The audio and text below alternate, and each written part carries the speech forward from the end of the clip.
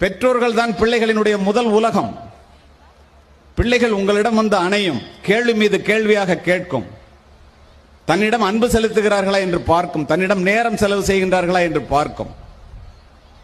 பணம் சேர்ப்பதிலேயே நேரத்தை செலவு செய்து கொண்டிருக்கின்ற அப்பாக்கள், மெகா சீரியல் பார்ப்பதிலேயே நேரத்தை செலவு செய்து கொண்டிருக்கின்ற அம்மாக்கள். பிள்ளை கொஞ்சம் கொஞ்சமா விலகி நட்பு வட்டாரத்தை நோக்கி செல்லும். நட்பு வட்டாரம் நல்லதாக அமைந்தால் நல்லது, கெட்டதாக அமைந்தால் ஒளிந்தோம்.